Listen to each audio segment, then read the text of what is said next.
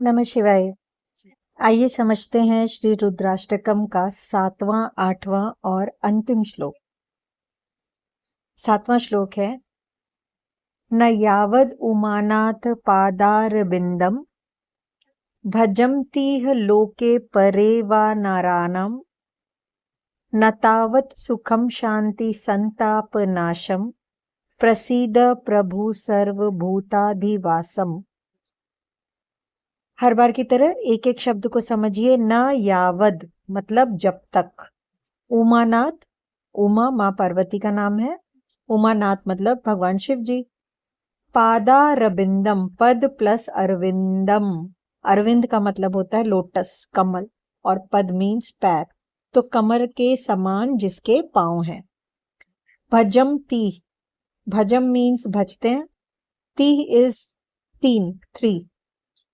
लोके तीन लोक, परे वा नराणाम, परे मीन्स परलोक, जो ये लोक होता है और परलोक होता है ना, उसमें परलोक। नतावत सुखम, नतावत मीन्स तब तक, सुखम इज सुख, शांति, शांति आप जानते ही हैं, संताप नाशम, संताप प्लस नाश। संताप किसको बोलते हैं? संताप बोलते हैं जो मन का दुख होता है ना, जो मन के अंदर जो बहुत ऐसा दुख जो कोई हम जानते हैं, किसी को जल्दी एक्सप्रेस भी नहीं कर पाते हैं, चाह के भी नहीं, तो उसको कहते हैं संताप नाशम। मतलब संताप का नाश करने वाले, जो डीपेस्ट लेवल में जो पेन है उसको नष्ट करने वाले। प्रसीद प्रभु सर्वभूताधिवासम, प्रसीद पहले भी बताया है, प्रसन्न होइए। प्रभु मतलब भगवान से हम कह रहे हैं, भगवान को प्रभु कह रहे हैं। सर्वभूताधिवासम, सभी के हृदय में निवास करने वाले।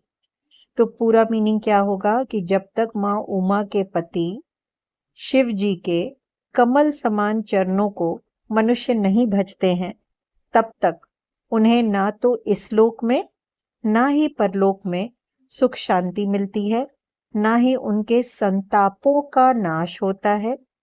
हे सभी जीवों के हृदय में निवास करने वाले प्रभु, प्रसन्न होइए, प्रसन्न होइए, प्रसन्न होइए। न यावत् उमानाथ पादारविन्दम् भजन्ति लोके परे वा नराणाम् न तावत् सुखं शान्ति संतापनाशम् प्रसीद प्रभु सर्वभूताधिवासम्। 8वां श्लोक है,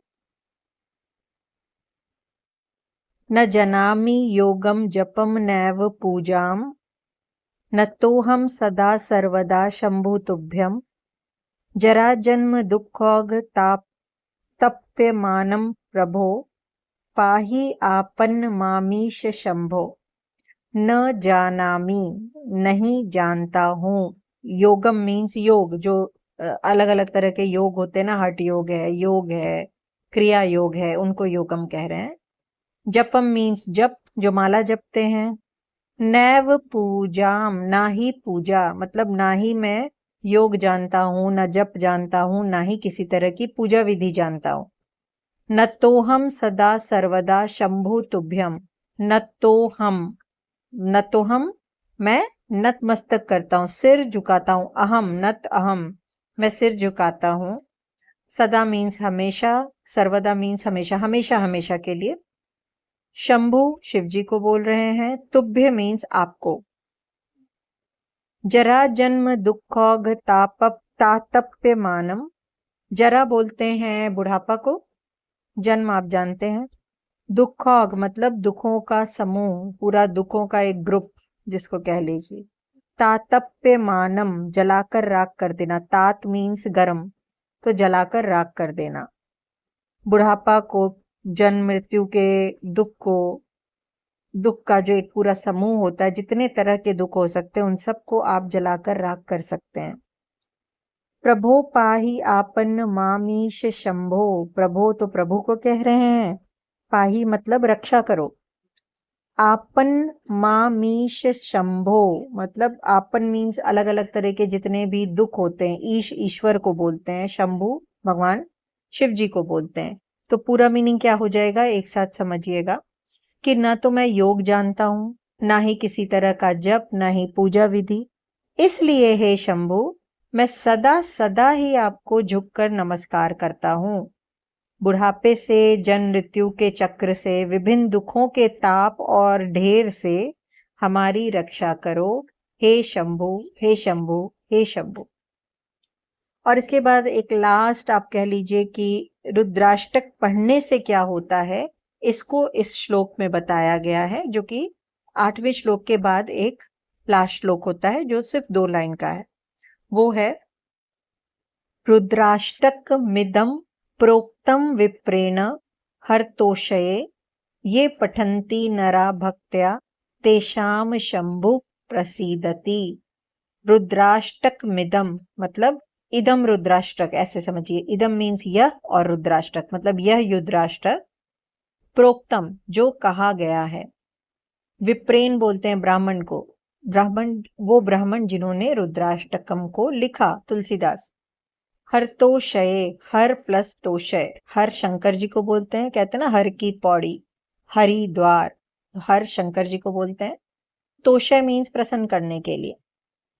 तो ये ब्राह्मण द्वारा ये रुद्राष्टक हर मतलब शंकर जी को प्रसन्न करने के लिए कहा गया है।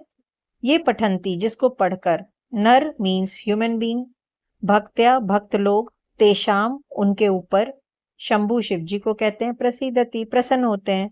तो यह रुद्राष्टक जो भगवान शिव को प्रसन्न करने के लिए ब्राह्मण द्वारा कहा गया है, उसको भक्ति पूर्वक जो नर पढ़ते हैं उससे भगवान शिव प्रसन्न होते हैं। ये यहाँ पे ये एंड होता है रुद्राष्टकम। आपको मैंने हर श्लोक का एक एक अक्षर एक एक वर्ड एक्सप्लेन किया है। कुछ लोगों के लिए बोरिंग भी होगा और कुछ लोगों के लिए बहुत ही इंटरेस्टिंग होगा, पर अगर आप में से किसी को भी ये समझ में आता है तो आप एक बार इसकी गहराई तक जाइए। अगर कोई एक भी जाता है और मीनिंग को समझता है कि हमारे भगवान शिव को कितना सुंदर यहाँ पे एक्सप्लेन किया गया है, तो मैं समझूंगी मेरी मेहनत सार्थक है। मैं ये तो नहीं रिक्वेस्ट करूंगी कि लाइक करो, शेयर करो, कमेंट में नमः शिवाय लिखो, ये बहुत बचकानी बातें हैं। आप कुछ भी नहीं कीजिए, फिर भी सुनिए, समझिए और जानिए कि अगर कहीं ना कहीं से आपको ये सुनने को मिला है तो बिना भगवान शिव की मर्जी से नहीं मिला होगा। तो एक बार आप आंख बंद करके अब अगली बार जब भी आप नमामि शमीशान सुनेंगे तो एक एक शब्द के मीनिंग को कोरिलेट करके उसको अपने अंदर उतार के भगवान की महिमा को, भगवान की विशालता, भगवान का आप कह लीजिए कि अवर्णनीय रूप जो है, जिसको कि हम एक्सप्लेन ही नहीं कर सकते हैं, एक्चुअली नहीं कर सकते हैं, उसको समझिए। और समझिए कि जब इतना सब कुछ खुद ही हमें प्रकृति ने दे रखा है तो हमें किस बात का डरना, क्यों घबराना, क्यों परेशान होना, क्यों दुखी होना। आप सीधे शिव जी के शरण में जाइए और रुद्राष्टकम का पाठ कीजिए। कुछ नहीं कीजिए तो अगर आप बोल नहीं सकते हैं, सुन तो सकते हैं, सुन लीजिए, उसको अपने अंदर उतारिए और देखिए कि आपके खुद का शिव तत्व किस तरह से जागृत होता है। और उसके बाद जो आपको एक पावर, इनर पावर और शांति की फीलिंग आएगी, वो किसी और चीज से शायद नहीं आएगी, जो आपको भगवान शिव के शरण में जाके आएगी, क्योंकि उन्हीं से पूरा ब्रह्मांड चल रहा है। मुझे उम्मीद है कि छोटी सी कोशिश आपको पसंद आई होगी। मुझे सुनने के लिए आपका बहुत बहुत धन्यवाद।